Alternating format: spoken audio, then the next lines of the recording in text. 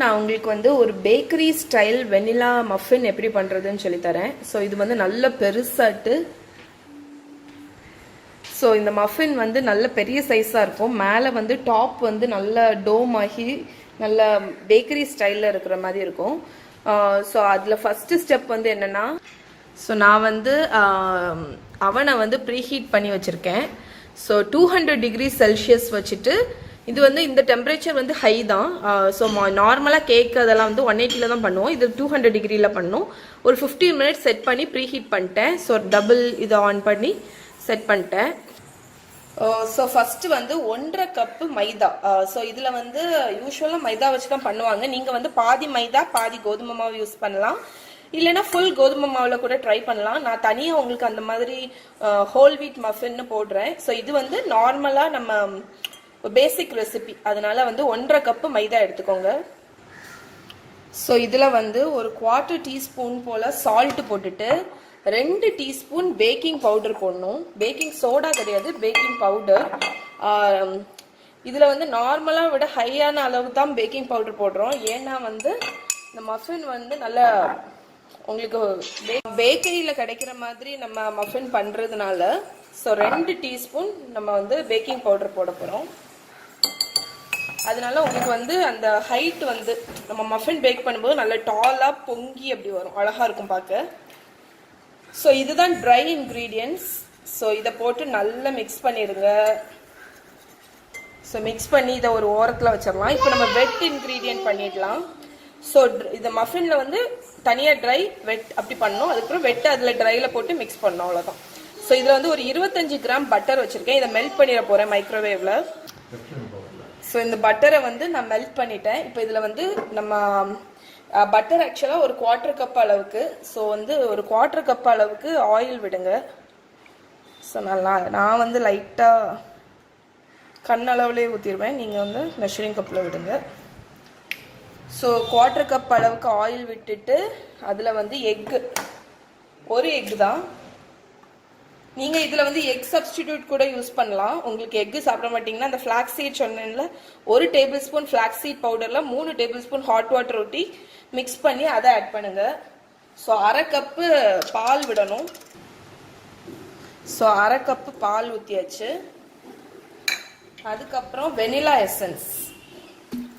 So இது vanilla மஃபின்னால ஒரு 2 teaspoon போல் vanilla essence விடுங்க. ஸோ விட்டுட்டு இதை நம்ம லைட்டாக மிக்ஸ் பண்ணிடலாம்.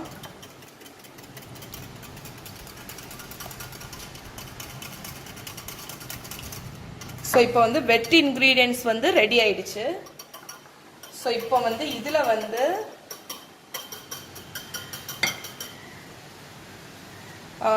இதில் நம்ம மாவு கலந்து வச்சுருக்கோம்ல, அதில் வந்து 3/4 கப்பு 3/4 கப்பு போல் சுகர் ஆட் பண்ணியாச்சு. சுகர் ஆட் பண்ணி மிக்ஸ் பண்ணிவிட்டு இந்த வெட் இன்க்ரீடியன்ட்ஸ் இருக்குல்ல, அதை நம்ம ஊற்றிடலாம்.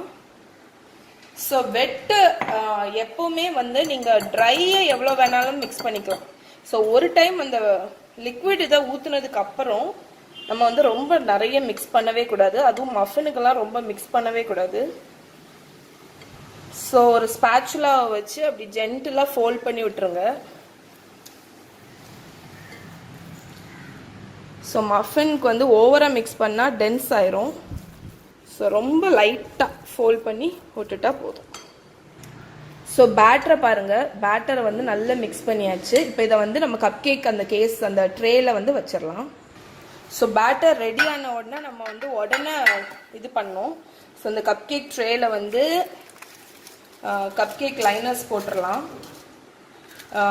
யூஸ்வலாக வந்து ஸ்ப்ரே மட்டும் பண்ணாலே போதும், மஃபின்லாம் உங்களுக்கு ஒட்டாது. ட்ரேயில் நல்லா க்ரீஸ் பண்ணிவிட்டு நம்ம லைன் பண்ணிடலாம். உங்களுக்கு லைனர்ஸ் இல்லை அப்படின்னா, நான் யூஸ்வலாட்டு பார்க்குறதுக்கு அழகாக இருக்குங்கிறதுக்காக லைன் பண்ணிடுவேன்.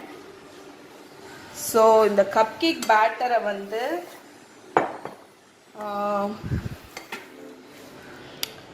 சரி ஓகே. ஸோ கப் கேக்கில் உங்களுக்கு மஃபின் பேட்டர் வந்து ஃபில் பண்ணுறதுக்கு ஈஸி வே என்னென்னா, இந்த ஐஸ்கிரீம் ஸ்கூப்பை வச்சு இப்படி எடுத்தீங்கன்னா ஃபஸ்ட்டு ஒவ்வொரு இதுலேயும் ஒரு ஸ்கூப் போடுங்க. உங்களுக்கு ஈவனாக வரும். அதுக்கு வேண்டி தான் ஐஸ்கிரீம் ஸ்கூப் வந்து ஈஸியாக இருக்கும்னு சொன்னேன்.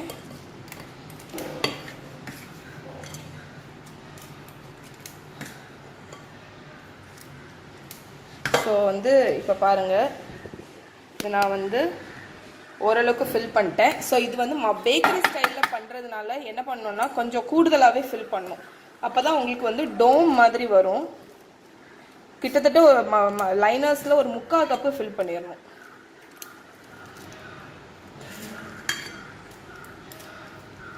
அப்போ நல்ல ஹைட்டாட்டு உங்களுக்கு வரும். இதை வந்து அவனில் வச்சிடலாம். நம்ம ஏற்கனவே ப்ரீஹீட் பண்ணி வச்சுருக்கிற இந்த அவனில். ஸோ சென்டர் ரேக்கில் இதை வச்சிடலாம். இது வந்து ஒரு 20 மினிட்ஸ்க்கு பேக் ஆகணும். அதனால் நான் டைமை வந்து இன்க்ரீஸ் பண்ணிடுறேன். ஓகே, 22 மினிட்ஸ் அது லைட்டாக வார்ம் ஆகிடுச்சு. ஸோ அதெல்லாம் எடுத்து ஒரு பிளேட்டில் வச்சிடலாம். ஸோ எப்படி இருக்குது பாருங்கள், சூப்பராக வந்திருக்கு. ஃப்ரெஷ்ஷாக ஹோம்மேடு.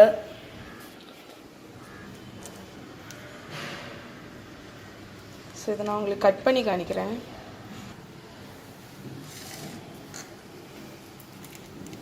நான் சொன்னேன்ல, இது வந்து ஆக்சுவலாக நீங்கள் சாதா மாதிரி இந்த ட்ரேயில் வந்து கேஸ் போடாமல் வச்சாலே உங்களுக்கு வந்து ஒட்டாமல் தான் வரும். ஏன்னா இங்கே பாருங்கள், ஒட்டவே இல்லை. ஸோ இது இப்படி நீங்கள் ஊற்றி வச்சாலும் இது நல்லா பாப் ஆகி வந்துடும். ஸோ எப்படி இருக்குது பாருங்கள் மஃபின்.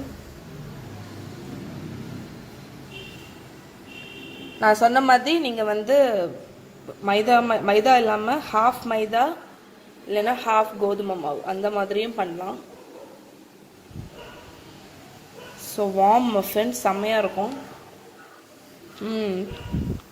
சூப்பராக இருக்குது. நீங்கள் வந்து ட்ரை பண்ணி பாருங்கள். கண்டிப்பாக நீங்கள் ட்ரை பண்ணி பார்க்கணும்.